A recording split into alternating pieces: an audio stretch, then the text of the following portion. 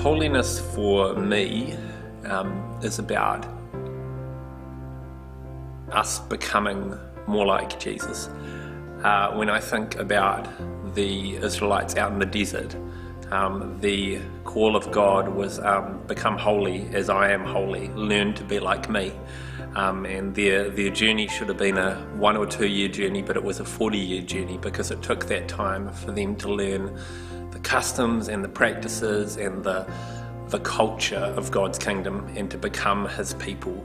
So holiness for me doesn't so much just mean an internal state, but it means us learning to live into the practices of Christ's kingdom.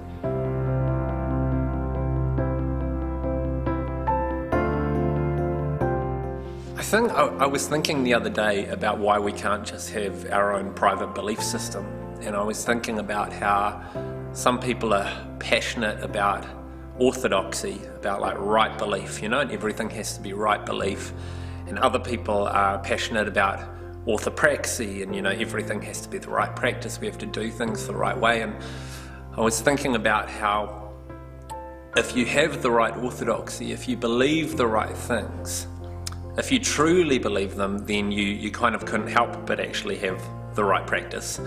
And so I think if we claim to have this internal holiness or these right beliefs, but that doesn't translate into a radically different way of living, then we have to ask ourselves if we actually really believe our internal beliefs. Either the internal beliefs are wrong because they're not resulting in good orthopraxy, or we say we believe them, but we don't actually believe them because they haven't transformed us.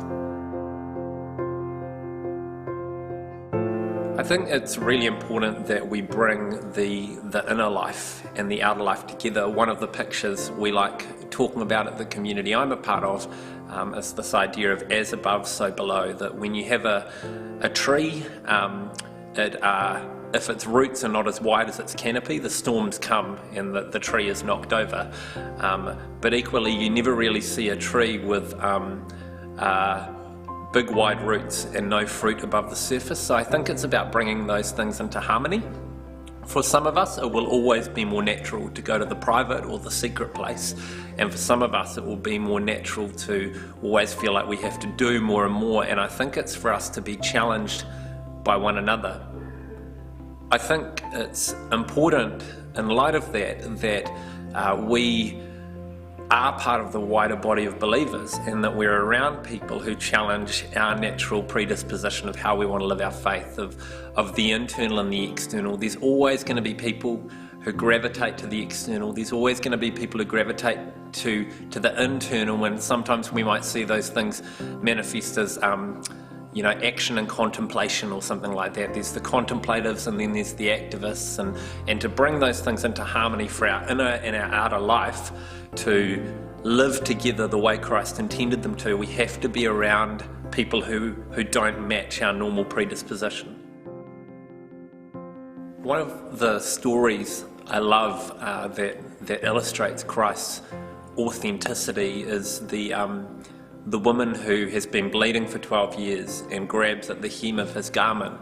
And I didn't realize this until the other week, that she was unclean in society. So when she grabs the hem of his garment and is cleansed, she ceremonially makes him unclean at the same time too.